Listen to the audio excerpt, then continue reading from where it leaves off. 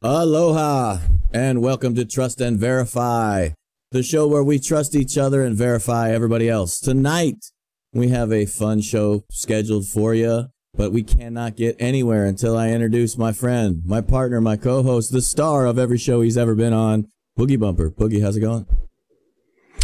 Very good, James, despite that horrible I think you undersold me a little bit, if I'm being brutally honest. I mean, I'm not the kind of person that goes after accolades, James. You know that. I'm not the kind of person that enjoys having the kind of self-aggrandizing love and praise lavished upon them. But I think you could have done a little bit better. But Happy Father's Day, my friend, by the way. Happy Father's Day in America, I believe it is. Yeah. What'd you get up to? Many beers, many food items. Are you a little bit fatter and a little bit drunker, or I'm more definitely kids on the horizon? I'm definitely always a little bit fatter, but that has nothing to do with it being Father's Day. Basically, I just spent the whole day ignoring my kids and making sure I had all my show prep done. And here we are. But my kids were great. They all made sure to get in touch with me, even from my oldest down. So that's always a good thing. So happy Father's Day to all the fathers out there in the broadcast space. I did send out a tweet to thank our president and say happy Father's Day to the greatest president of all kind. Made sure that went out. So it's looking good. How was things down there in Australia?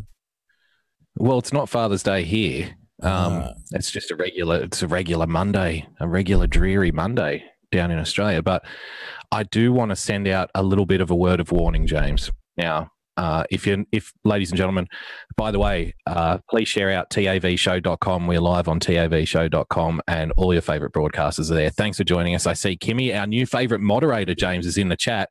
Nice. She may go down as the least banning moderator of all time, though. So we will be assessing her progress as a moderator as we go.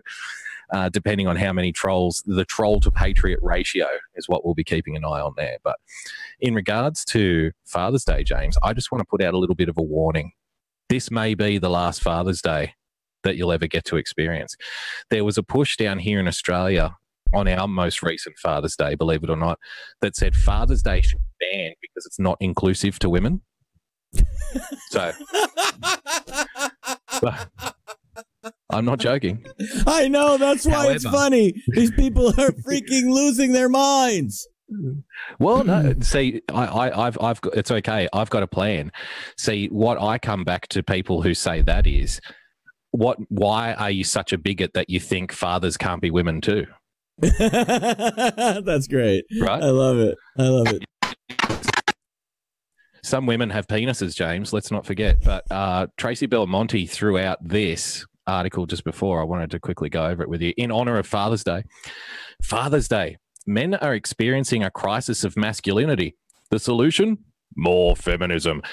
Because it's funny, it's like when we assess the progress, quote unquote progress, pun intended, of a socialist country. And there seems to be a theme. If socialism is failing, the problem is we haven't done enough socialism to it yet. Like we need to insert more socialism into the socialist country in order for socialism to work. So this is like, we need more feminism to get rid of toxic masculinity. There was one little paragraph here I just want to read for you, maybe two paragraphs. Our culture tells men, this is NBC, by the way, like this is real news. Let's not forget. Our culture tells men that they are supposed to be emotionally and physically strong and self-contained. Our culture? Isn't that pretty much every culture? Right. And doesn't our culture say the opposite right now? Our culture has been saying the opposite for the last 30 years. No, being emotionally and physically strong and self-contained is toxic masculinity, right? Right. But here they are saying, oh, our culture tells men that they need to be strong and emotionally sustained and stuff. No, it's not our culture. It's every culture on earth that's ever existed. when you put it against that, like, we are the odd ones out, believe it or not, NBC. Sorry to drop a truth bomb on you. It is not surprising, therefore, that men are less likely to seek medical help for mental health problems. A 2016 YouGov survey found that 28% did not seek out mental health care despite experiencing distress, as opposed to only 19% of women. A third of women told friends or family they had mental health problems within a month. Only a quarter of men did the same. As Ali Fogg writes at The Guardian, we tell our boys not to cry, then wonder about male suicide. So you see, because if men are physically, emotionally strong, that leads to suicide, James. Were you aware of that? Yes, Can you put those two together? Here's the kicker for me. Encouraging boys not to cry is dangerous, James. Encouraging boys to love guns is even more so. Quote, guns are historically, stereotypically, a masculine sort of thing. So you can see that they've done hard research here. But in short, it's the end of Father's Day as we know it, because toxic masculinity is causing men to commit suicide and have a love affair with guns. So make the most of it, James. Are you happy about that? Oh, Lord, oh, Lord, oh, Lord. I need more soy intake, I think, according to my wife. She says I'm way too masculine. Have you noticed, this is the disturbing thing to me, is that let's look at this from science, right? The doctors. What is the number one thing that every single male doctor is pushing on everybody? It's testosterone. They're all saying you have to come to us and get your testosterone levels raised, because that's why your men are having colon cancer. That's why men are having prostate problems, is they actually need more testosterone. So now they've flipped this script to where instead of having the testosterone that God made us have, they've injected us with soy our whole lives. And at the end of the soy process, when we turn about 40, then they want to re-inject us with the testosterone we should already have. That is the left in a nutshell. It's insane. It's funny too. Like, I must have missed this memo when women started falling in love and being sexually attracted to men who were more like women. Like, I must have missed that. Fit, physically strong, emotionally strong men who can quote unquote take care of business. Right. And be like the stable foundation. Because this is the other thing too that we understand. Normal people understand that men are not at war with women and women are not at war with men. We complement each other. So where men provide like the physical strength, the risk taking, the propensity towards risk taking, going out and hunting kind of thing, women provide the nurturing, the feeling side, and the redecorating and buying new curtains aspect of a relationship. But see, we both are essential. You're going to get us killed. Right? You know that most of our audience is female, right? Yeah, most of our audience is female, but they understand this better than the modern beta male does. Because the modern beta male, if I wear tight, skinny jeans and I talk about my feelings all day, attractive women are going to have sex with me. I'm sorry, boys, that's not the way it works. That's not the way it works. I love it, Sandra. Sandra comments, I need new curtains. I love it. I told you. Oh, for sure. We can't both be focusing on curtains, right? Exactly. What, are we going to put curtains on every room in a house? We'll put them on doorways just to satisfy the soy boys? I don't think so.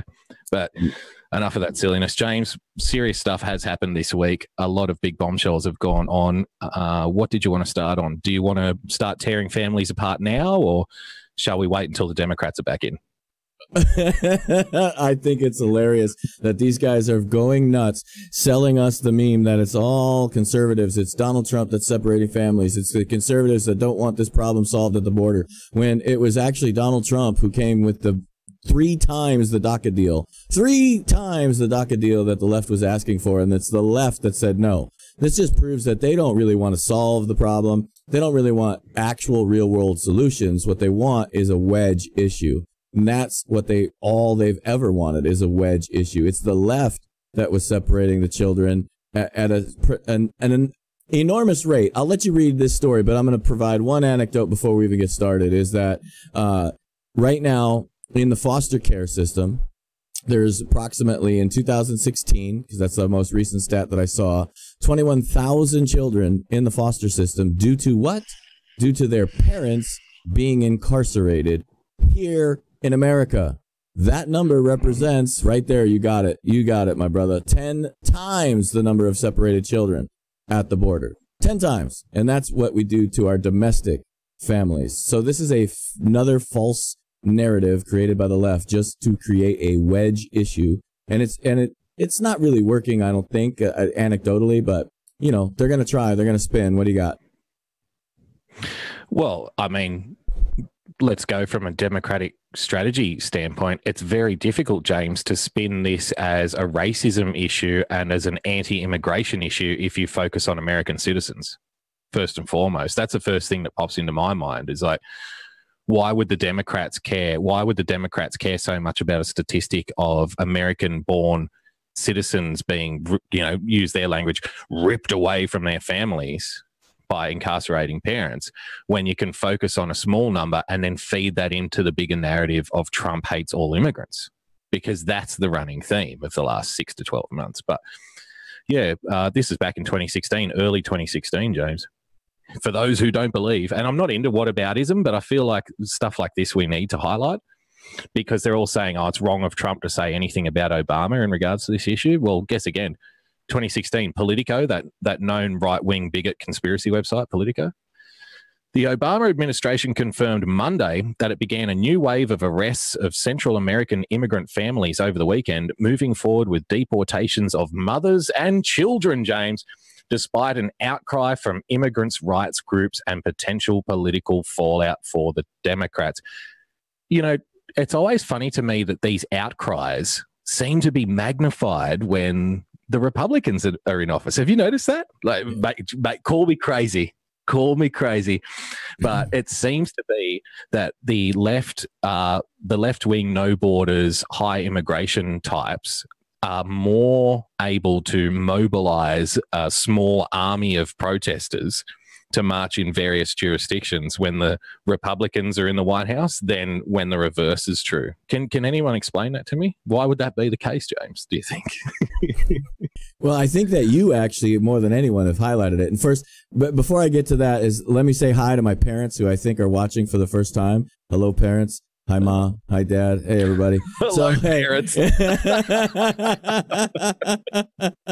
I want to highlight that Boogie covered this on his own show, and I want to give him a quick plug as well. Make sure you're watching all of his work. But the starting block, of course, I have to promote it since as the official representative of the TavShow.com, that they are an exclusive property now of TavShow.com. And you guys got to check that out. That show is hilariously fun.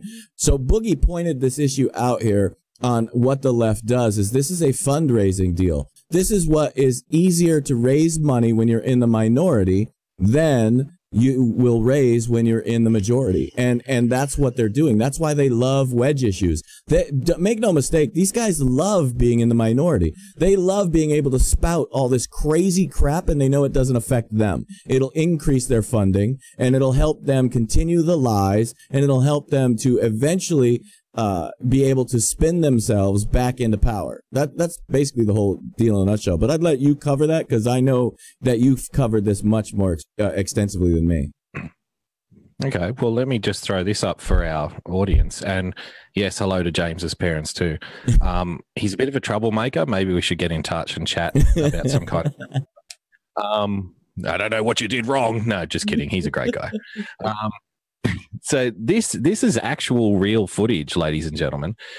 And the thing that I love about this the most is, James, CNN puts this up like it's a good thing. You're about to see Democrat lawmakers slamming their fists on windows at an ICE facility, demanding entry, knowing full well that these people can't grant them entry. Right, that's the other thing. So you're torn here between, on the one hand, you've got CNN presenting this. Maybe we'll just roll it in the background. So look at this. Get the supervisor. Get the supervisor. Don't you know who I am? Did you say you're not going to get the supervisor? See the awkward smiles here? We don't need to wait for And it. of course, the press is there, like just by chance as well. This is It's all accidental. I think that's Cory Booker there in the background. Could be. Well, you're going to block our view? You're going to block our view? I mean, look, the sign on the window clearly says, please take a number and have a seat. But of course, if you're a Democrat lawmaker, ladies and gentlemen, you don't care for such instructions. No. Let's just blow open the doors. I'm a Democrat. I have empathy. Don't you know who I am? You sick bastard doing your job and telling me that I don't have entry to this place. How dare you? Congress were entitled to do that. Now you did wrong. Now you did wrong. You were now you did wrong. Look at the entitlement. Now you did wrong. This is America. This isn't Moscow. This is America. This isn't Moscow. Did you hear that? So, because it's America, then government officials have the right to storm unwelcome and unauthorized into any building they want because this is America and not Moscow. That makes sense. Thank you, Democrats.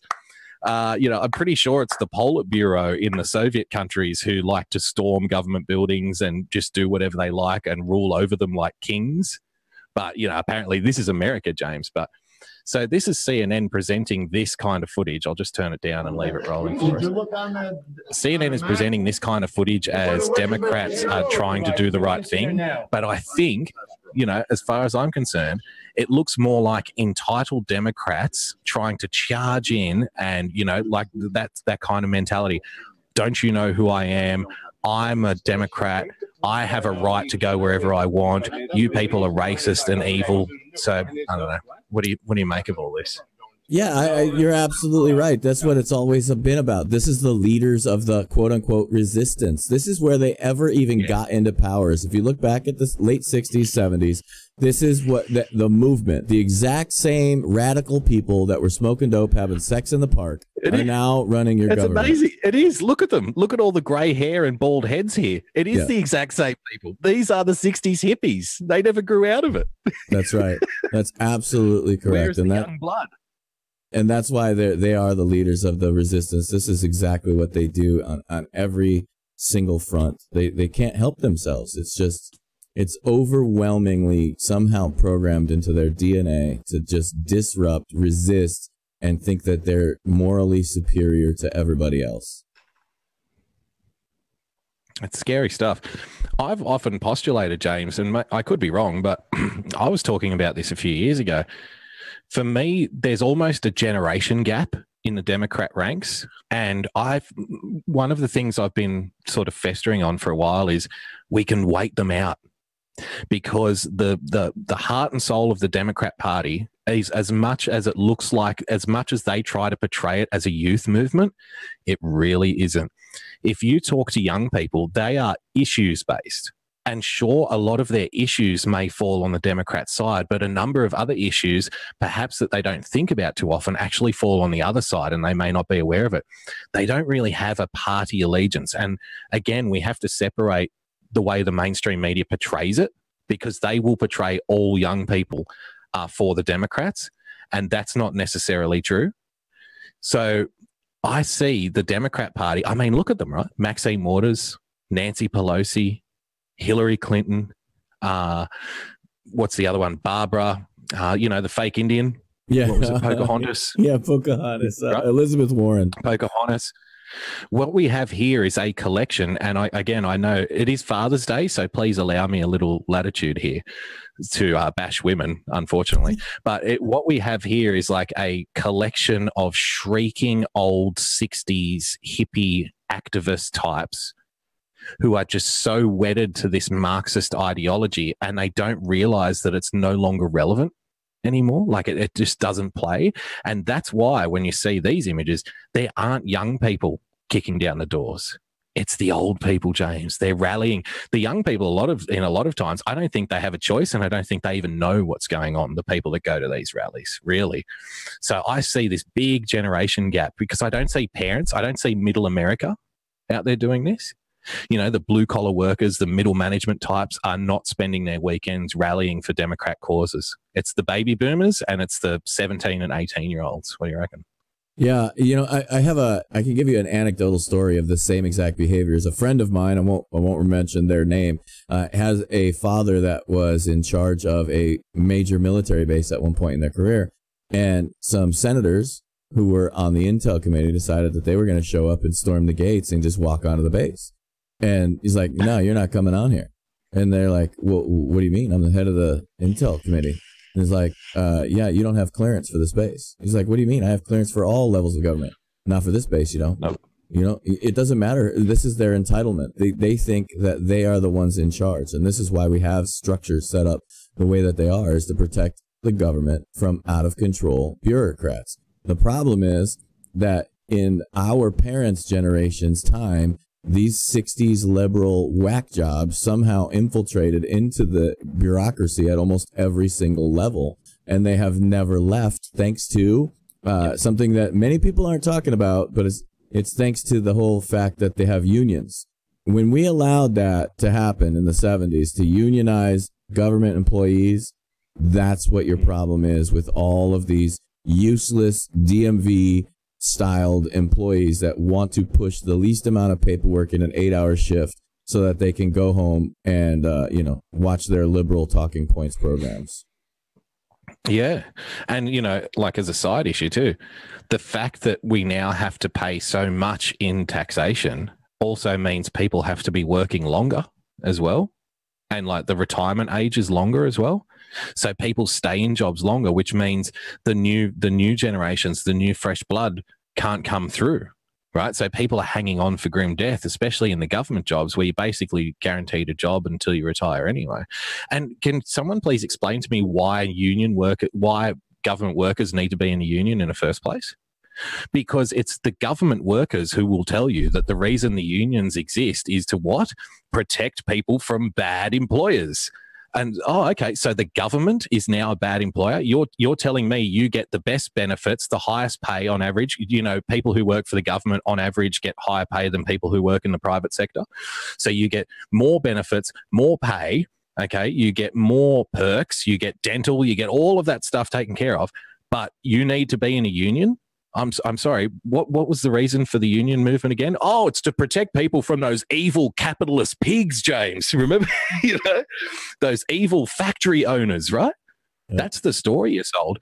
I don't know about the American situation. I'm going to research that. But here in Australia, I can tell you that less than 15% of private sector employees are in a union, and the union movement is over 50% government employees.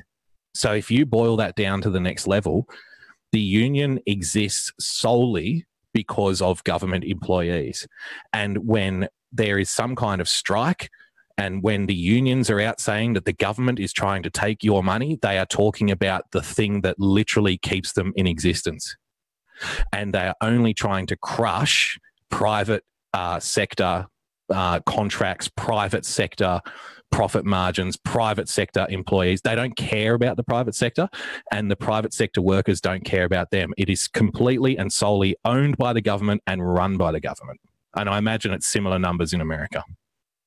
Yeah, absolutely. The worst thing that, again, I can't say it enough, is the worst thing that ever happened to our government was the unionization of government employees.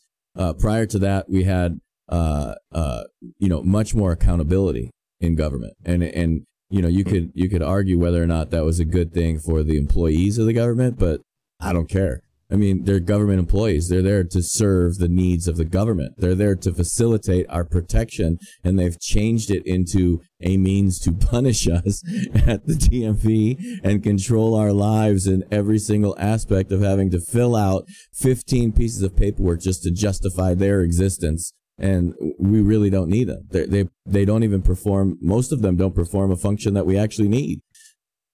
That's just the way I see it. No, that's fair enough. And you've made an enemy. You've made more enemies tonight, which I appreciate. Because we need fewer listeners, James. That's the main thing. So thank you very much. Once again, shout out to James R. You're full fascist here. James, get back on immigration. Let me throw this one up for you. Let me ask you if this represents a shift, if some Democrats are starting to come around, and because let me just preface this.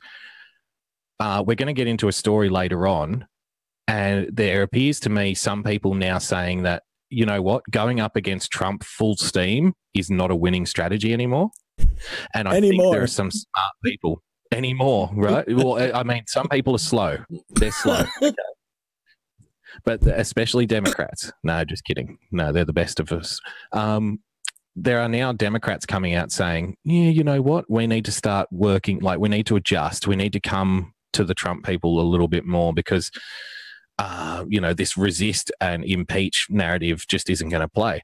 Democrat lawmaker, migrant family separation policy is on all of us, he says.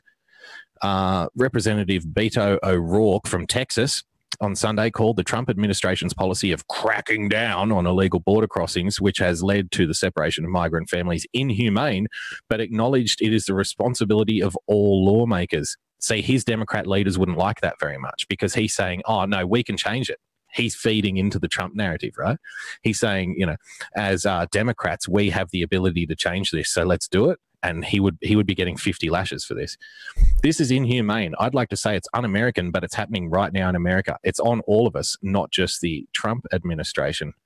Now, on this, I thought this was very interesting. This was sent into us, and we can take a breather here for a couple of minutes if you like, but this was sent into us by one of our listeners, James Crystal A. On, who watched Nick Pulse's scope from today. And we'll just play a couple of minutes of this, of Nick Pulse.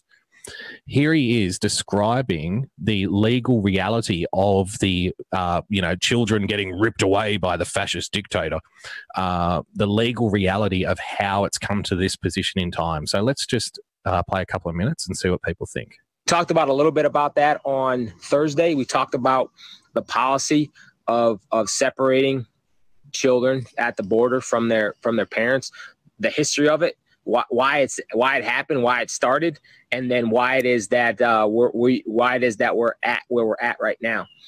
And if we look back at the history of it, it began in the mid '80s. Since you brought it up, we'll talk about it again.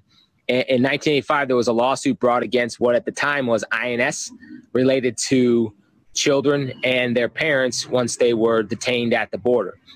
And what the lawsuit alleged at the time was they didn't want children kept with their parents in some of these detention centers, some of these family areas where they were holding the families that were crossing the border illegally. So as a result of that lawsuit, eventually in 1997, took about 12 years, there was a settlement. It's called the Flores Settlement Agreement. And what it did is it outlined what the federal government is supposed to do with these individual children when their families come to the border and they're detained. And I got the printout here again, and I didn't post it. We will post it. We got a little bit chaotic the last couple of days. Here's what the Flores settlement, remember this was a lawsuit started in 1985. Here's what the Flores settlement said in 1997. This is what it did. The Flores Settlement Agreement imposed several obligations on the immigration authorities. There's three broad categories. The first, this was a settlement agreement with the federal government after the lawsuit. The government is required to release children from immigration detention without unnecessary delay in order of preference. So what? Parents, other adult relatives, or licensed program willing to accept custody. That's one. The second is if a suitable placement is not immediately available, the government is obligated to place children in the least restrictive setting appropriate to their age and any special needs. That's the second part of that Flores settlement in 1997. And third, the government must implement standards relating to care and treatment of children in immigration detention. So those were the three broad categories related to the 1997 Flores Settlement Agreement. Now, fast forward to 2015, there was another lawsuit, and the U.S. District Court for the Central District of California ruled, this was in 2015, ruled that the federal government violated a settlement agreement by detaining children in a family immigration detention center with their parents. That was in 2015. I think we'll leave it there. Ladies and gentlemen, if you did not need any further reason to encourage the good people of Wisconsin's 1st District to elect a man as knowledgeable, as, would you say, poised, and as level-headed and committed to the actual truth and understanding the nuts and bolts of how the American system of laws works in regards to things like immigration, taxation, omnibus bills and stuff. If you didn't need another reason to elect someone like Nick Pulse in Wisconsin's first, there it is. Because when do you ever hear, and you know, we've been crying out across the Western world, James, for a number of years for politicians who just, pardon my language, who know their shit. Can you just get someone in who knows their shit? You know why? Because we are sick to death of politicians coming out saying, this is inhumane and don't you have any empathy and you're an evil tyrant. And on the other side saying, oh, no, to hell with you. You don't understand. Let's put guns in people's faces. We are so sick to death of the reductionist, ridiculous repository of bad ideas, which is modern politics, that when you get people like this who actually know their stuff and actually have reasons for believing what they believe, you've got to get them in. You've got to back them in, because that's the only way. Like, if you want to start turning government around, if you want to turn this Titanic around, you need to elect people like that who actually know their business. Absolutely. I would absolutely highlight one point. Did everybody notice that it took 12 years to reach a settlement on this immigration case from 1985? 12 years. That wasn't even going to trial.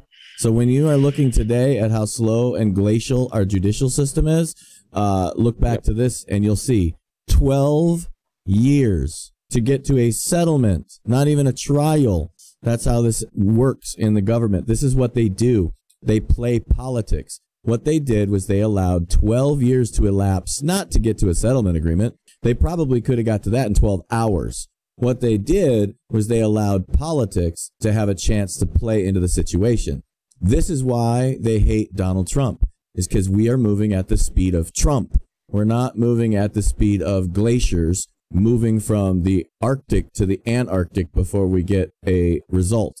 It's incredible to see how someone like Nick can really get into Congress and make a difference all by himself. One guy.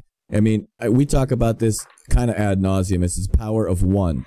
If you can change one individual's mind, if each of us do that and only change one individual's mind, we double in size. It's the same thing here. If we can get Nick in, he can double in size. He can inspire other people to get in there. He can and help lead our country with Donald Trump to get there. So another thing is that you look at today's situation, we'll go back to this specific story that we're talking about with the Flores agreement, and you look and you see that the whole point of what we're trying to accomplish is an immigration deal on the overall spectrum. The left just keeps trying to throw new wedge items into the mix, but Donald Trump keeps coming up with solutions. That's the point here, is that they never wanted to solve this problem, or it would already be solved, because we're talking about a deal that happened in 1997. So when they come forward today, when they try to say, well, look, it's the Trump administration's fault. No, we have documents that prove this goes back to 1985. And guess who was in office back then? Maxine Waters. Yep. Guess who was in office back in 90s? All these guys, Nancy Pelosi. Guess who was in office? Chucky Schmuck. I mean, look at what's going on. These are the people that were actually in charge of setting up the government then. So all of these policies of basically taking the kids and moving them and separating them from the parents if they're going to prison and blah, blah, blah, this all came from the left. And now they want to just try to use politics as a way to further their narrative, when Donald Trump wants to solve this problem now. And we're going to solve it. Make sure that you all remember, we're going to build the wall. Mexico's going to pay for it. Yeah, I mean, look at this article, James, from just last week. Let me throw this up for you. AP, another known right-wing conspiracy bigoted website, of course. Democrats test liberal messages in midterm House elections, okay? Now, I've spoken about this before. Like, the move for the Democrats at the moment is they're going, like in a lot of districts, they're going further to the left. Like, they're pushing out more moderates, right? A single-payer healthcare advocate in South Texas, a gun restriction supporter in Dallas, cheerleaders in Arkansas and Iowa for public option healthcare. Weeks into the primary season, with 5 more states voting Tuesday, Democrats' midterm class is shaping up to test what liberal messages the party can sell to the moderate and GOP-leaning voters who will help determine control of the House after the November election. Read into that the subtext, ladies and gentlemen. It's exactly what we talk about. if you've ever dabbled in left-wing politics, you understand that the way to getting back to power is by wedging the opponents. This is something that the Conservatives do very poorly, and this is something that Republicans have done very poorly until, of course, Donald Trump got on the scene. And like just speaking about DACA, for example, he throws that DACA one out. Next thing you know, Democrats are tearing each other apart. Should we support it or should we not? This is what the Democrats have been doing to the Republicans for the last 30 years on issues such as gay marriage, because you know why? Because they know a big chunk of the Republican support base is like libertarian minded. Okay. And libertarians have these kinds of esoteric theoretical discussions all the time. Like, where does the government lie? Like, where is the power? Where is the line that we all agree to? Like, you shall not go any further.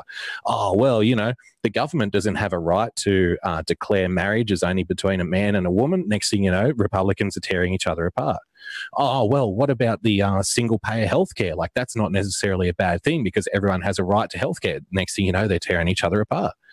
You know, illegal border crossings. A lot of libertarians, James, believe in like open borders and stuff. They don't want to see a militarized state. They don't want to see a wall, for example. So you throw this into the mix, right? Because again, you'll get Republicans wedging and tearing each other apart. This is what you do when you're in opposition. You don't, pardon me, I advocate when Conservatives are in government, do not even entertain left-wing policy ideas. Just ignore it. I would say to them, if it was me, hey, we're not going to entertain your policy idea. Why don't you win government? And then you can decide whether or not you bring it in. Like, it's not our position. It's not our platform. It's not our policy. I don't care how much you care about transgender bathrooms in Target. Like, you can march all day about it. But we you're a aren't hardliner Nazi now, but you're hardliner Nazi. There you go. There you go. Exactly.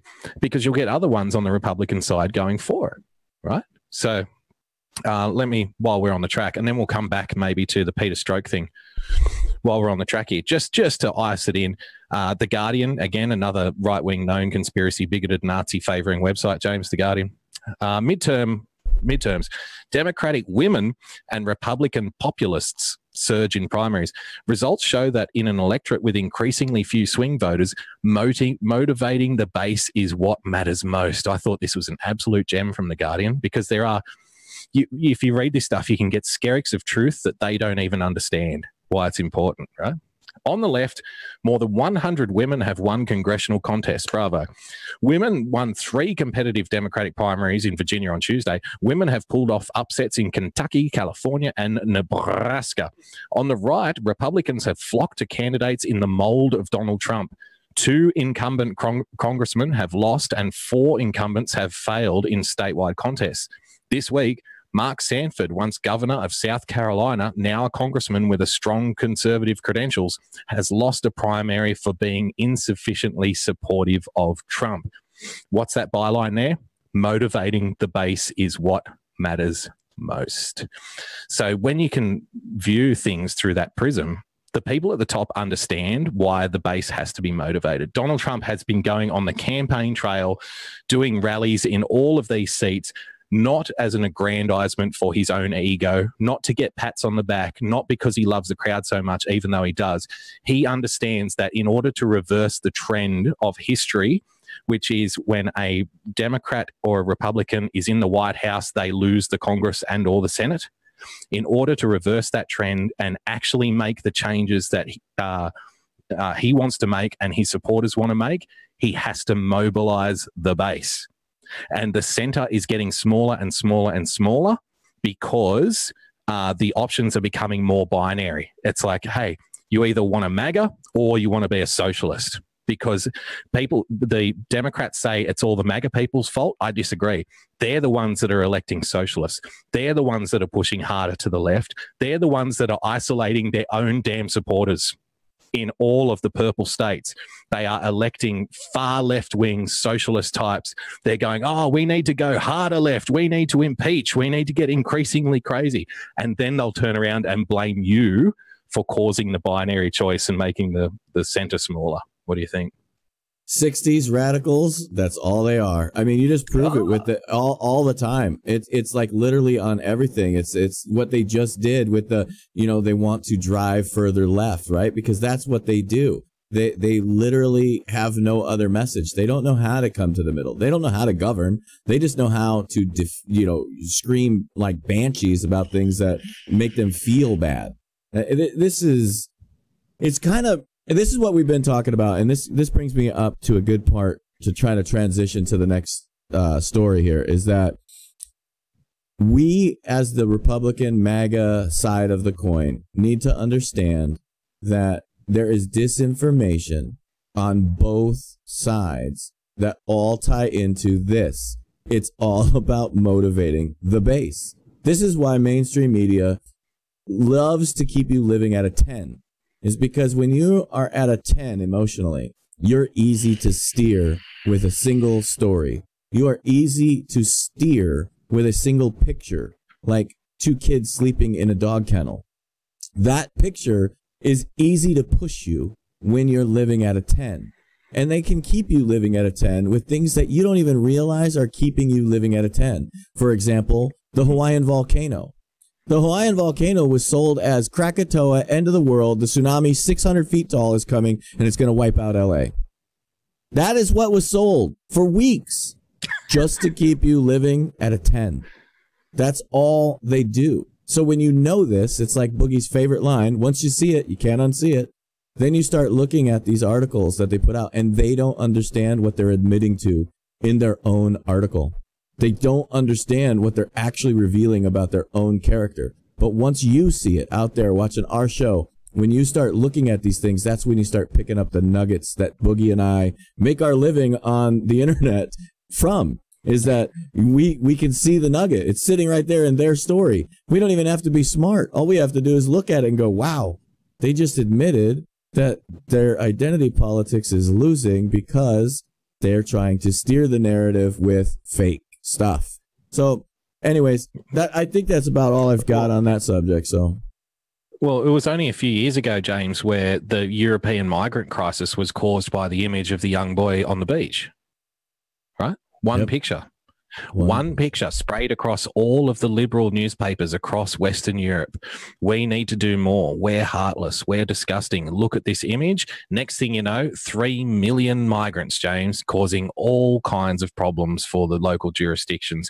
And now to the point where if you're Hungary or Poland and you refuse to get in on the act, you're now labeled as a Nazi. The people who fought the Nazis in the first place, believe it or not. If you want an example of keeping your audience at a 10, I've got this one for you. Let's just roll this for a couple of minutes. CNN, ladies and gentlemen, doing what they do best. So this morning was kind of extraordinary. The president walks out of the White House and goes straight over to the media. In regards to the impromptu press stop conference. and talk Have to a listen to this. his favorite TV channel, Fox News, and talk he did for 49 minutes on a wide variety of topics, everything from his recent trip to Singapore to former cabinet members to how many televisions are on board Air Force One. And standing there on the lawn, the north lawn of the White House, a lawn that you and I pay for with our taxes, he lied again and again. Now we care about taxes all of a sudden. Lucky for you, darling, we've now got a young boy in who's basically child slave labor to mow the lawns for us, so you don't have to worry about paying the tax bill to the greenkeeper. That's fine. We got it. We got it. So today we got to call him out. So let's go through it. First on North Korea. Here we go. Hey, he's the head of a country, and I mean, he's the strong head. Don't let anyone think anything different. Right. He speaks, and his people sit up at attention. I want my people to do the same. Kim's people sit up at attention because they fear imprisonment and murder. Kim ordered 340 people to be executed in his first 5 years. See, this is the thing. Do they think, are they stupid, or do they think their audience is stupid, or is it a bit of both? Do they think that we think that comment from Donald Trump, which was obviously a little bit sarcastic and a little bit ironic kind of thing, right?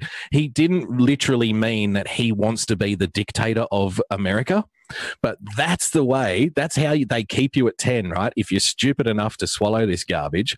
Oh, did you see that? Donald Trump said the North Korean people stand to attention when Kim Jong-un speaks. He wants to be a dictator too, you know?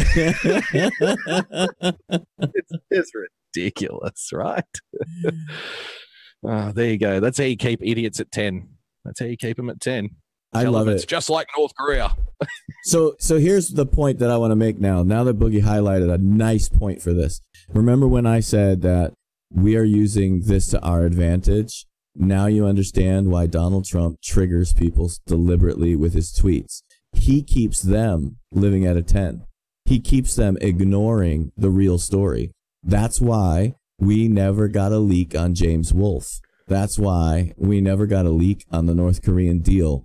That's why we're not getting anywhere in all of the things that they could really cause a problem with, because he keeps them juggling over here with his left hand. He keeps them distracted with these inane stuff and trolls the crap out of them every morning and just laughs and gives us all a laugh. It keeps us happy. It keeps us understanding what's going on, because we can look at the news stories with discernment, because we're not living at a 10. We're living at like an 8 with a lot of laughter, you know? So yeah. I think it's awesome. I think that Donald Trump has learned how to use Twitter like a scalpel, like no one ever has. This is going to be studied in history.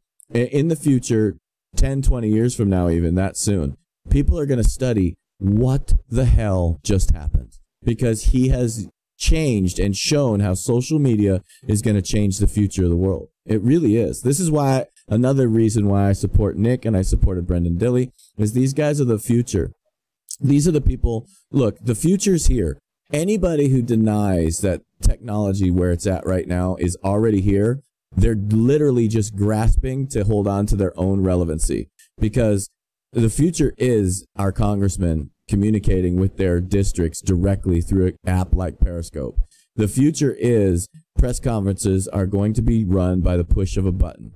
They're not going to need 10,000 reporters running around trying to follow everybody. It's just not going to happen. This is the future. We don't need the mainstream media. Now, you will need watchdogs. You actually will need someone more like Judicial Watch, who would follow around politicians to ask them questions, to find out what's going on. But that's not going to be calling the press conference. That's actually going to be more like watchdog investigative journalism. That's going to be important. So the model has changed. And those of us out here on new media, those of us out here in social media land, we understand what the future is, and we're living it today. They are the dinosaurs living in the past, and Donald Trump has figured out how to help us carve our way to the future. Speaking of technology, James, beware of your text messages, ladies and gentlemen. True Pundit today. FBI official. FBI agents threatened physical harm to President Trump in missing FBI texts and other frightening communications. Quote, this is much larger than just text between two FBI agents. Just read the first couple of paras here. A high-ranking FBI official confirms a number of the missing 50,000, I repeat, 50,000 FBI text messages, as well as other text and email messages among FBI brass, reportedly discussed initiating physical harm to President Donald Trump. That's a big no-no. You don't have to be an American to know that that is a no-no. The FBI official urged the U.S. Department of Homeland Security, which oversees the U.S. Secret Service, to launch an investigation of the Justice Department, the FBI, and all text messages missing and or otherwise that threatened the president. Then we had this, ladies and gentlemen, Peter Strzok, FBI agent pulled from Mueller probe over anti-Trump texts, open to testify in Congress. Let's have a little look at the darlings on Fox News. I want to talk to that FBI agent, Peter Strzok. The Washington Post is now reporting that Strzok is willing to testify before any congressional committee that asks. Some Republicans say that Strzok needs to lose his job. The top Democrat on the House Intelligence Committee didn't go that far, but says the text messages are troubling. Congressman Adam Schiff also says there's been questionable behavior on both sides of the political spectrum. Playing the good guy. The report spells out that Loretta Lynch and James Comey talked about a virulent anti-Clinton bias in the New York office, which is of equal concern to Democrats. The Inspector General says former FBI Director James Comey failed to follow established protocols and made serious errors in judgment over the course of the investigation into Hillary Clinton's use of a private email server. Now, we'll leave that there. Now, didn't I tell you in that big breakdown that I did, it was an hour and 20 minutes, bias. I lost count of the amount of times that I said bias is irrelevant. That is not the story. Now, as sure as shit, you've got Adam Schiff coming out and saying, well, they didn't find any bias, therefore, you'd be stupid to say that there's anything to do with bias. Even the Republicans are falling into that trap. Donald Trump himself in that press conference, I'm sorry to say, ladies and gentlemen, I cringed when he came out and said, oh, yeah, but there was bias in the thing. We need to get to the understanding that bias is irrelevant here. Bias, everybody has bias. Bias isn't even necessarily a crime. What is a crime, though, is violation of department policy and gross misconduct in working within an investigation. Now, that may be fueled by bias, but bias is not the story. Bias is not the cheese. James, I know you've got a few thoughts on this. Let us know. What do you think? Let me start with addressing some comment in the chat room because I think it's more important than shift for brains is that shift for brains is you can share the show by putting out a link that says tavshow.com. And then once they go there, there's all kinds of share buttons on the front there on the home page. You can share on every single social media platform known to man so that people can find us at www.tavshow.com. Thanks for asking that, Millie. That is the easiest way to share the show. Then they can find their way to us and they can at least watch us until they can learn how to chat. So Adam, they can watch everyone else as well. That's the other thing. If they go to tavshow.com, they can watch everyone else as well, including Millie. So it's surprising that Millie would ask, where's the best place to watch Tav Show? Millie, as the owner of Millie's Corner, you have to say that the best place to watch it is Tav Show. Don't go anywhere else. That's right, Millie. You forgot to read the fine print in your contract. I know. We both hit the same point. It's definitely part of your contract that you must pimp tavshow.com at all times. Okay, so shift for brains is obviously, this is all narrative. Everything that you're seeing that's going to be played in the public square right now is narrative. It's all about pushing you to think something is true, regardless of where the evidence takes you. They're never going to win with us on the right because we are evidence type people. We are the people that want the nuts and the bolts. You can't just make a statement and push us. We don't ever react that way. As a general rule, if I come out right now and I say that Boogie is actually in the witness protection program, nobody in this room believes that. Even if I yell it, swear it with him in front of me, and I said, I told you he's in the witness protection program, you're not going to believe it. Why? Because there's no evidence. There's nothing else other than my word to say it. Go ahead. To be fair, though, James, as someone who's well schooled in left-wing politics, that would be the perfect thing to say to get everybody not to believe that I actually am in the witness protection program. So I appreciate that very much. The mob will never find me now. Thank you. Exactly. This is my point, is that it's all narrative. We can say whatever we want. That's what they're doing right now, is they're trying to spin you with that first paragraph. Boogie's breakdown, more than anything, should have drove that home. That the point was trying to bolster the FBI as an institution. That is what the whole paragraph about no bias, no bias, no bias.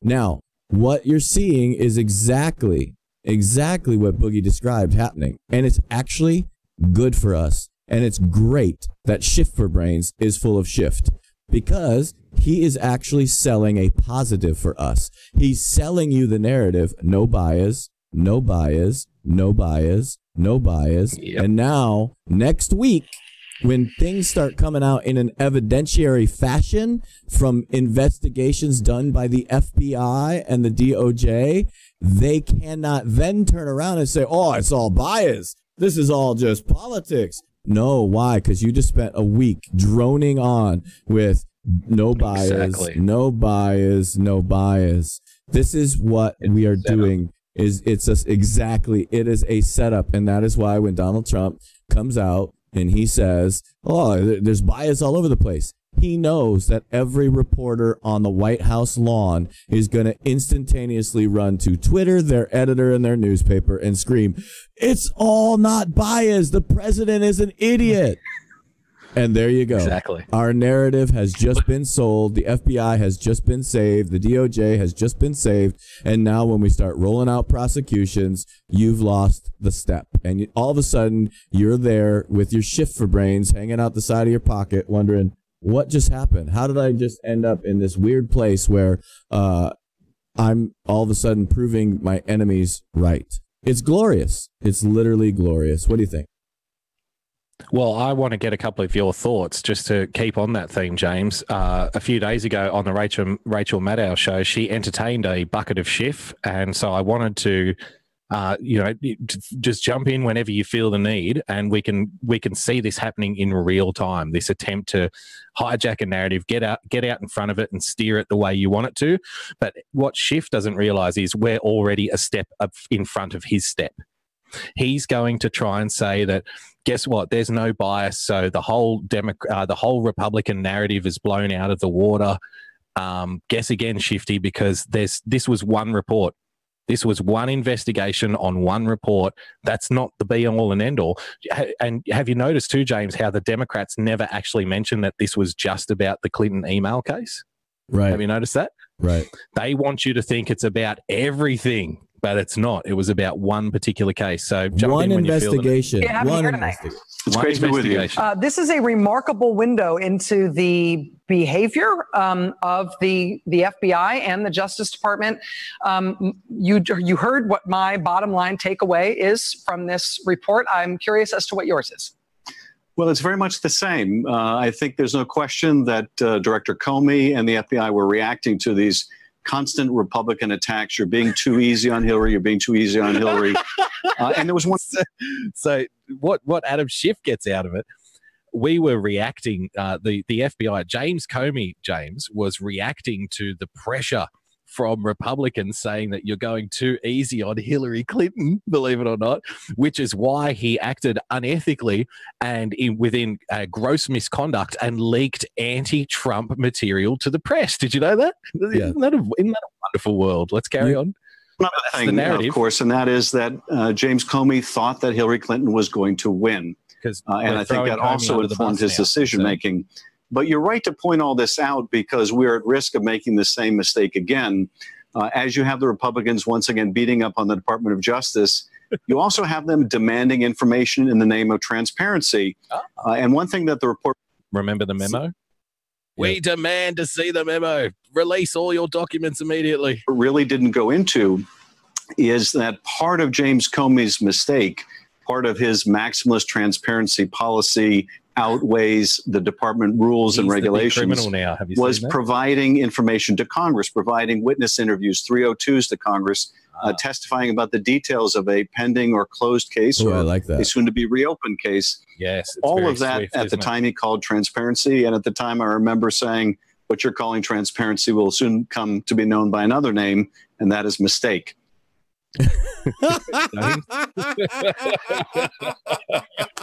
What do you think? Yeah, see, this Tell is us what you think. This is what these guys love to do, is they love to push the narratives that it's all politics all the time and that there's nothing to see here. Go back to sleep. Nothing to see here. The transparency factor is going to bury them. I love the fact that he brought up the 302s because what do we have evidence of? We have evidence that those were changed. And so he is absolutely actually standing up for us, and he's too stupid to see it. He doesn't get what he just sold the narrative on. In fact, Rachel Maddow did a better Democratic job of destroying the FBI and the DOJ prior to what Schiff said. If you would have let her just stand on her own, she would have done a better job countering the Republican narrative than he did. He actually sold our narrative almost word for word as he was speaking it, thinking that he was the one getting ahead of the story. Meantime, he's far behind the story. Great comment from Stefan in the chat, James. Can you imagine trying to remember all the lies and the spin? No, you don't have to. I've got good news for you. Let's let me throw this one up for you. You don't have to remember because the internet remembers for you. There we go. Mr. President, when did you first learn that Hillary Clinton used an email system outside the U.S. government for official business while she was Secretary of State? At the same time, everybody else learned it through news reports. Really? Were you disappointed? Felony. Let me just say that Hillary Clinton is and has been an outstanding public servant. She was a great Secretary of State for me. Oh, yes. The policy of my administration is to encourage transparency. And that's why my emails, the BlackBerry that I carry around, all those records are available and archived. There's another lie. I'm glad that Hillary is instructed that those emails that had to do with official business need to be disclosed. Really? Okay. A couple of days ago, James, Obama had direct contact with Clinton on private email server. IG report. Whoopsie. Yep. We'll leave Shannon Breen there, even though she's incredible. President Obama was one of a select handful of individuals who had, quote, direct contact with Hillary Clinton on her private email account. Justice Department Inspector General Michael Horowitz indicated in his bombshell report Thursday on the Clinton email probe. Again, there's been so many commentators, James, coming out and saying, this is all a whitewash. This is Horowitz not describing anything. But again, I will say you have to delicately reveal as much as you can reveal without what, ladies and gentlemen, hurting the integrity of the FBI. Because if you take down the FBI in order to prosecute the email case, and if you say that the FBI is rife with political bias, guess what happens to all subsequent investigations? They fall flat on their ass. Oh, it's worse than that. It's worse than that. You release prisoners.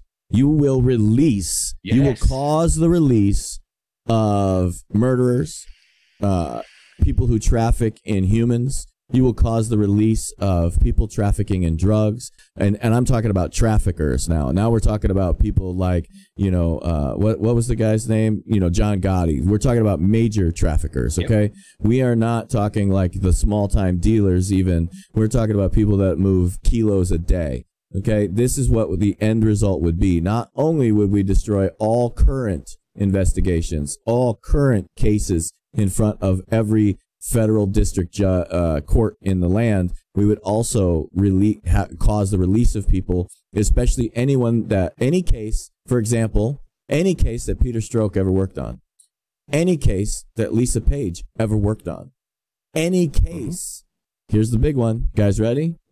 Any case that James Comey worked on. This is a tightrope in a lion's den over a fire that we are trying to walk. We are going to have, I'm telling you, I predicted this a long time ago. We are going to have people released from prison that don't deserve to be released only because James Comey destroyed the FBI. That's going to happen. You be prepared for it. But we predicted this prior to the IG report coming out that we were going to prove in that IG report that is going to lead to the White House. I told you it was going to happen. IG report came out on Thursday, and I was proven exactly right. I also said one of these small things is that I said Rod Rosenstein is acting on our team right now. Why? Because he's protecting. You upset some people with that, James. They were out with their pitchforks to chase you into the cornfield with that one. I did. And then the president on Friday morning said exactly what I said. On Friday morning, the president said, I think Rod wants to do the right thing. We're telling the base what has to happen in order for us to maintain the integrity of the DOJ and to maintain the integrity of prosecutorial evidence. If this is going to lead us into the next story that we can talk about, which is Peter Strzok trying to tell everybody how he wants to testify in front of Congress. This is all narrative. Why? Because we have evidence. If he can get to Congress and they can muddy the waters on the evidence of what Strzok did, if they can sell the narrative and taint the jury pool, they can try to get away with this. This is how Congress can destroy prosecutorial evidence. by improperly disclosing it in a public forum. So why would Strzok want to get out there? Because he could say something that would destroy a key piece of evidence from being able to be used in a federal prosecution. Just bringing it up. I must have deleted it by accident. Sorry, I teed you up and then I got dead silence and I was like, what did I do? That's all right. I'm quick. I'm quick. Open. Yeah, Republicans want to talk to that FBI agent, because we played that little clip there. We already did that. Yep. Top agent removed from special counsel Robert Mueller's Russia investigation after the discovery of anti-Trump text said he sent his mistress is willing to testify before Congress about his actions. His attorney confirmed on Sunday. See, this is the thing. Being willing to testify in front of Congress is not the same as actually testifying in front of Congress. Right. See, we're dealing with a huge logic gap in society right now. Like, for example, when Donald Trump comes out and says that he wishes the American people stood up to attention when he spoke, just like they do in North Korea, that does not mean that Donald Trump wants to be the ruler of North Korea. Right? When Peter Strzok comes out and says, I'd be willing to testify in front of Congress, that does not mean that he has actually testified in front of Congress. You see what I'm saying here? So this is, a well-placed press release or a well-placed leak just to get out there. Hey, because you know what? You know what the first reaction for somebody who's done a crime, James? Like, just say you rob a bank, okay? And people are knocking on your door and they're saying, hey, why did you rob that bank? And you're like, hey, look at my big house. Look at my Ferrari. Why would I rob a bank? I'd be happy to go down. I'd be happy to answer any questions you might have. The dumb criminals run, but the smart ones come up with a story. And they stand there and go, no, I'm happy to answer any questions you might have. I've done nothing wrong. I've got nothing to worry about. But then when push comes to shove, let's see what actually happens, right? Yep, absolutely. I've lost my train of thought. Go ahead. Let's move along because this is a great story. Speaking of losing your train of thought, Perfect. Rampant drug use on Obama's Air Force One made awkward hookups with colleagues funny and bizarre. And there's the suave gentleman there swinging his member. Former White House stenographer Beck Dory Stein has made salacious claims in her upcoming memoir, From the Corner of the Oval. Dory Stein says that drug-fueled flights aboard Air Force One made, quote, awkward intimacy with colleagues suddenly just funny and bizarre. She and one of Obama's senior staffers, Jason Wolf, had hot sex in various hotel rooms before he broke her heart. Obama's traveling staff was comprised of mostly women, dubbed the what? The Vagians. While we're way beyond debating whether or not Obama had a, quote, scandal-free administration, as he claimed last January, the former president's stenographer, Beck Dory Stein, has come out of the woodwork with a new memoir, From the Corner of the Oval, which contains several shocking claims from her copious notes taken during her travel. Oh, not another note taker. We should hook her up with Jim Comey. They'd make a great couple. During her travel to over 60 countries over 5 years aboard Air Force One, reports the Daily Mail. I remember Dan Bongino coming out a couple of years ago saying, hey, you guys better be quiet about what happened on Air Force One, because he was on Obama's detail, wasn't he, for a number of years, Dan Bongino. Right. So he's come out previously and said, hey, you guys better shut up about what happens on Air Force One because I was there. And everybody shut up after that. I don't know if you remember, like all the reporters trying to spread rumors. So yeah. What do you think? No, so there's a weird thing that happened, and I don't remember the timing of this, but I'm pretty sure it happened under W. Bush, is that prior to it would basically, when the Secret Service agents left service, they could pretty much talk about anything that wasn't of a national security basis. Well, they changed that to where you just can't talk about anything. And so now that's why you have this weird thing where you have, I think the guy's name was actually Gary Stevens, I want to say, but I could be wrong, so don't quote me on that. But he was a former White House Uniform Division Secret Service member. He got in under the wire before you had to sign the documents. So that's why he's able to publish all of these tell-all books about what happened during his time in the White House. And that's why Dan Bongino can't. But if something like this breaks, and if you end up with a congressional hearing or a trial because of it. Now Dan can spill his guts. So this is a very fine tightrope for them to walk now. Is that tightrope racist confirmed? Welcome to Bigot Radio. Welcome to Bigot Radio. I love it. But yeah, so they're walking this tightrope on what they can say and what they can't say. But Dan was there. Dan knew all of this stuff, and that's why you hear him sometimes just say, "You guys better not walk down this line." So I would argue that that's a good, clear indication that whatever's being published is probably dead on. Is just watch Dan Bongino. If he says, "Nah, you guys better quit talking about this," we know it's probably true. There's probably something that happened there that can't be discussed. What do you think? I think it's time for the hammering. The hammering? Man, let's do the hammering. We've been on here for about an hour 10, folks. Here we go. Let's get down to business. This is why you're still awake at 1 o'clock in the morning. Oh, it's like 2 o'clock in the morning now.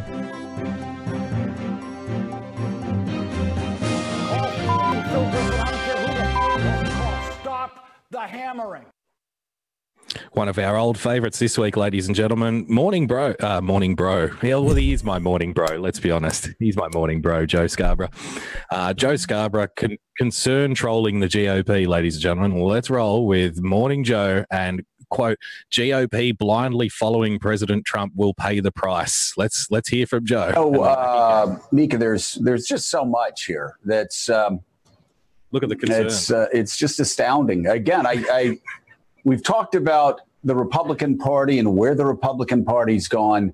Where have they gone? They seem to be winning primaries all over the country. I don't know. What do you think? With the defeat of Mark Sanford, a man who was actually endorsed by the Freedom Caucus, who was endorsed by Jim Jordan, who was endorsed by Mark Meadows, who was endorsed by anybody. Paul Ryan, endorsed by... Oh, he was endorsed by Paul Ryan. I can't believe he didn't get in. Anyone who believes like Mark Sanford has believed for a quarter of a century in smaller government, in less regulations, yes, he has. In entitlement reform, in saving future generations from massive, overwhelming debt. For anybody who believes in that, Mark Sanford was their candidate. Yes, but there's a difference, Joe and James and audience. There's a difference between believing something and actually bloody doing something about it.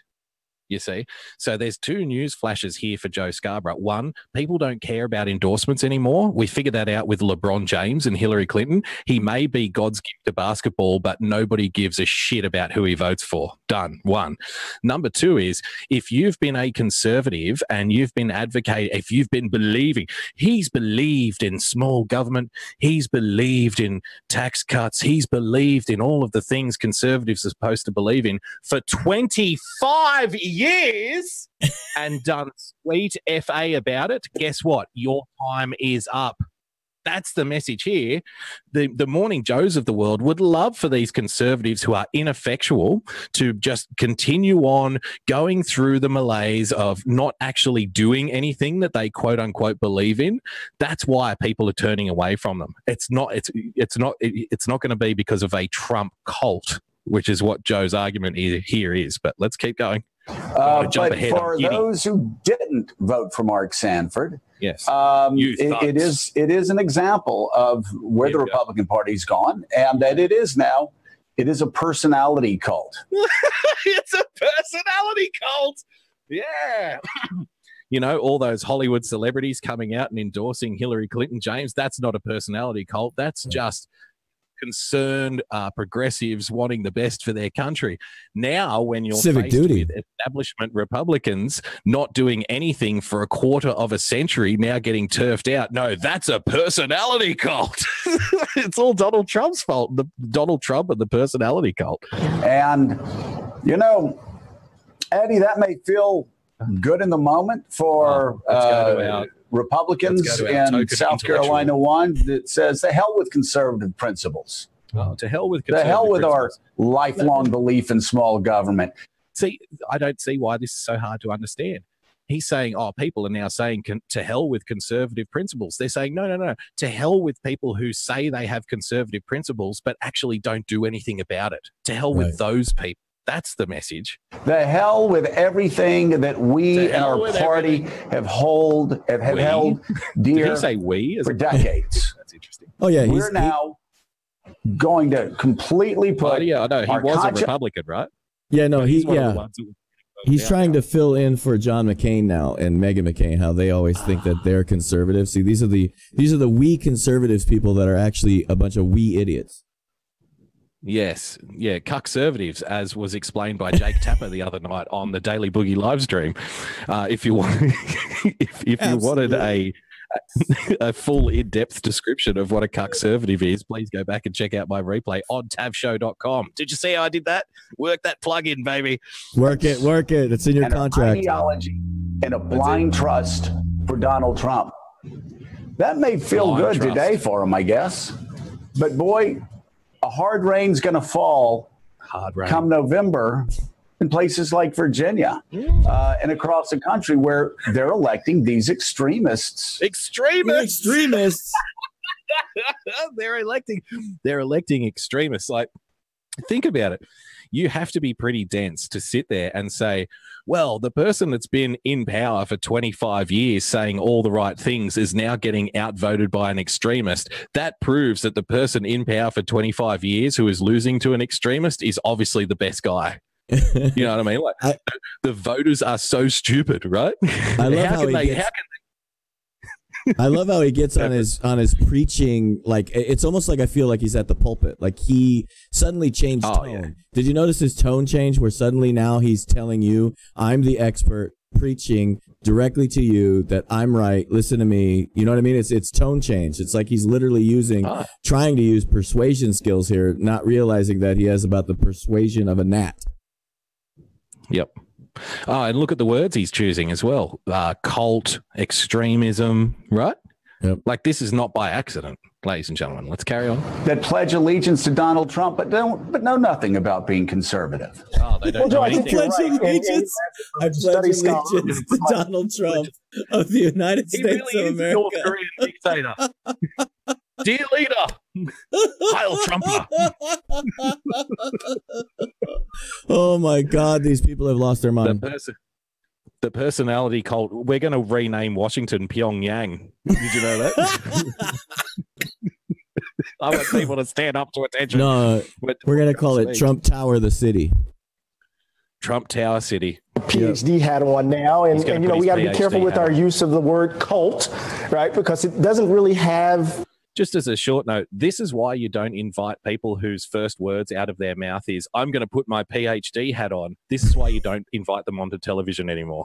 Kind of the analytical clarity for us that we might want it to do. But I understand what we're registering. I just wanted to say that for my scholars out there. There you go.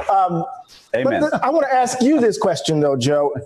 It's common political sense that when Republicans run in their primary. Yeah, Joe said amen. And this guy also referred to common sense. He's referencing common sense on MSNBC on Morning Joe. You know, put that into a basket. That they have to run right. They have to play to their base. Mm-hmm. And in playing to their base, they knew that they could not, when it came to the general election, make the same claims, that they would have to run back in some ways to the center. What is happening to that logic? Is it the case that the base that they had to appeal to in the primary has now metastasized and become the party itself? So what I'm trying to say is that, are we thinking about Trumpism as something distinct and unique from what was happening among Republicans? Yes, because Trumpism is about getting shit done. What was happening among Republicans before that was not getting shit done. You don't have to be a PhD to figure it out. You really don't.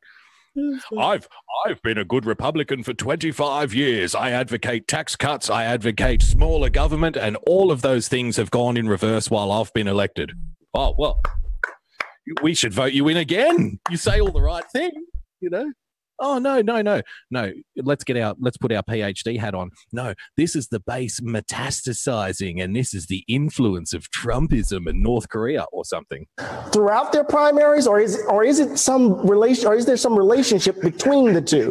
Because I'm trying to think about Trumpism as being a part of the Republican Party, that it reflects Buchananism. It reflects what Republicans had to do in terms of appealing to their base in their primaries.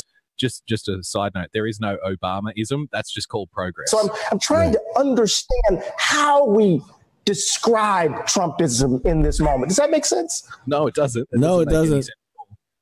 No, I think he just described how his PhD is worth about $3 because he can't even figure out how to describe what's going on in the country that we have easily all put a single word to, which we call #winning. #winning. Here's a little fun little side note for you, ladies and gentlemen, because of course the extremists are now taking over the Republican Party. Trumpism is a brand new thing. It's never been seen before. I just wanted to throw you back into the Wayback Machine here. A quote from JFK, James, because this is a whole new extremist breeding ground for the Conservative Party. We've never seen this kind of stuff before. Listen to this quote from John F. Kennedy, and the good chaps on MSNBC should understand this. A tax cut means higher... I can't do it, Kennedy. A tax cut means higher family income and higher business profits at a balanced federal budget. As the national income grows, the federal government will ultimately end up with more revenues. Prosperity is the real way to balance our budget. By lowering tax cuts, by increasing jobs and income, we can expand tax revenues and finally bring our budget into balance. John F. Kennedy, ladies and gentlemen. Where have you heard that before? It must be that new dream kind of Trumpism that you've heard about. That's the Nazi talking points right there. He's a member of the Nazi Party. Oh, of course he is. That's why they had to kill him, for progress. It does, and there are two ways to look at it. You could, first of all, look at it just in terms of what's going on today. And you could look at the changes in the Republican Party that there has been a dark underside to the Republican personality cult, extremism, dark underside. I hope at home you're playing ridiculous rhetoric bingo because you should have half a line by now. Party and conservatism, which has usually been backed by whether it's John McCain or Mitt Romney or George W. Bush or George H.W. Ronald Reagan. Yep. A conservative, I'm going to do Jake Tapper now. A conservative is a combination of the word cuckold and conservative. That's what it means. That dark underbelly it has been usually been checked by the leader of the party. I'll raise you and overturn a Nazism. W. Bush. So, see Joe Scarborough rattling off all the Republicans that you should love. What was it? John McCain, Jeb Bush, George W. Bush, George H.W. Bush. I mean, keep it going. Keep the conga line of winning going for me, Joe. Please. Look at all these people who uphold small government values, like George W. Bush, for example. Like, didn't he uphold small government values when he brought in the Patriot Act? You know, all of that overt surveillance. I mean, that just screams libertarianism to me. Oh, yeah. The creation of the Department of I can't even talk now. The creation of the Department of Homeland Security was done under who? Yes. Bush, not Obama. Yes. Bush. Increasing Islamic immigration into the United States tenfold, James, happened under who? George W. Bush. You know, those guys who uphold conservative values. George H.W. Bush would always talk about, would always push back and let Republicans know that actually reaching out to voters in groups that they weren't comfortable with, like Hispanic voters, was extraordinarily important. Did you pick up that little one? George W. Bush reminded Republicans to reach out to people that they aren't comfortable with. See, this is the subliminal programming that goes on for viewers of MSNBC because they don't realize it, but they come away from that with an inference that Republicans used to reach out to people that they hate because they're racist, and now they don't because they're racist still, right? And George W. Bush was a great guy. Like, all of the progressive have forgotten about how much they hate George W. Bush. Now he's put up on a pedestal because he hates Trump. That's why. He's not an extremist. George W. Bush wasn't calling Hispanics breeders. He was going there campaigning hard. He got 44% of the vote of Hispanic voters in 2004. Donald Trump is playing to the lowest common denominator. And I think that's one part of the story. And so, yes, we have seen. That's racist, Joe. You're white, and you just called me a lowest common denominator. That's racist. Yes, you're an extremist. You're a cult member. You're a dark underbelly of republicanism metastasize, and it now has become like cancer, all about Donald Trump. Because cancers metastasize, don't they? Tumors metastasize. That's why that keeps getting used. And his collection of prejudices and resentments. Collection of prejudices. There's another part of it, though. And sadly, I don't think that this is just in the Republican Party. I think it's in the Democrat. To be fair to people like me, you could sum up all of my collection of prejudices in just one. I just don't like progressives. You know? So whatever color they are, whatever sexual habits they may or may not have, I don't even care about that stuff. It's just the progressive part. Like, if you can ditch the progressive part, you're not born a progressive. So, you know, there's hope for you yet. You want to be my friend? Democratic Party as well. Tribalism. This pure, unadulterated tribalism, where people in a party line up before their leader no matter what. I could get you quotes from top Democratic leaders when the Monica Lewinsky scandal broke out. Oh, you want a quote from a top Democratic leader? I just had one up. John F. Kennedy. A tax cut means higher family income and higher business profits and a balanced federal budget. As the national income grows, the federal government will ultimately end up with more revenues. Prosperity is the real way to balance our budget. By lowering tax rates, by increasing jobs and income, we can expand tax revenues and finally bring our budget into balance. You want quotes from Democrat leaders? There's number one, numero uno, right there. Haven't they come a long way, the Democrats? That's what progress does to you. It makes you forget how to be a sane, rational person. Saying that if this is true, then Bill Clinton needs to resign. Bill Clinton needs to resign. Patrick Moynihan, I believe, said that. Well, it became true. Who the hell is Patrick and Moynihan? Who cares? And Maureen Dowd has written about this often. You had a lot of women that knew better. He's got the audacity. This is the other thing that I find incredibly amusing. Joe Scarborough starts off this little rant by saying, Trumpism is a cult of personality. And then he goes through naming all of the personalities that he thinks you should be listening to. What about John McCain? What about George W. Bush? What about Patrick Moynihan? What about this author? What about that person and that thinker? Those other people. That's just a cult of personality. Over here, look at these personalities. Wouldn't you like to be in their cult instead? Teaming up to attack Monica Lewinsky and defend Bill Clinton because power was preeminent. They had a seat at the table. They had a president who supported the things that they supported. He even supported partial birth abortion. This is actually the pinned video on MSNBC's YouTube channel, believe it or not. Like, this is the best they've got. Okay, so he was their man. I've been in this business for a little bit, and I just want to point out, look at the doctor. The guy hasn't moved in like 40 seconds.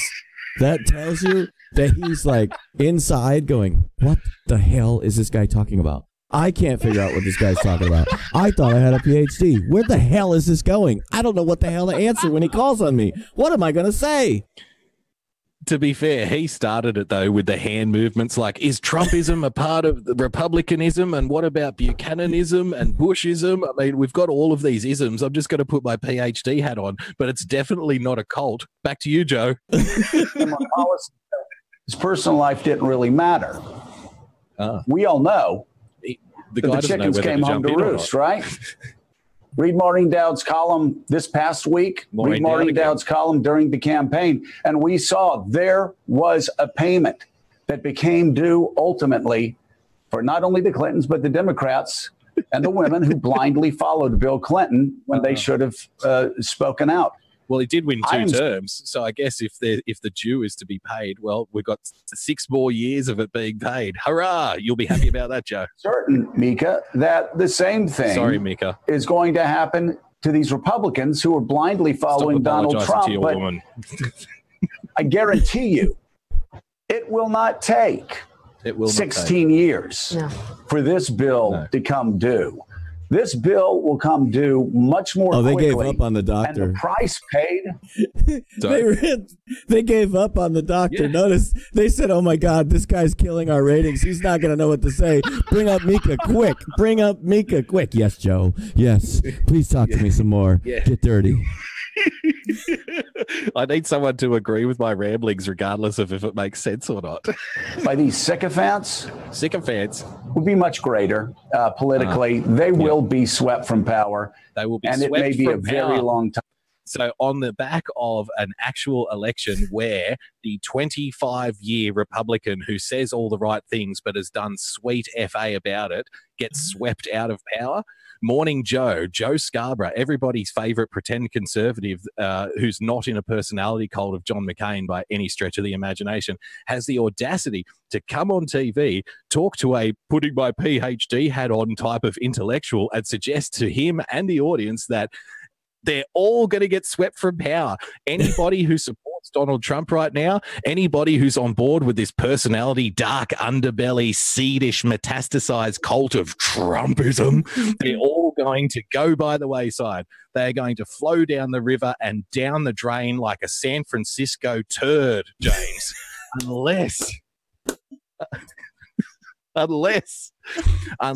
they embrace the values of the true conservative movement, which is what exactly? Being in power for 30 years, saying all the right things and doing fuck all about it. There you go. There's your hammering. What a hammering that was.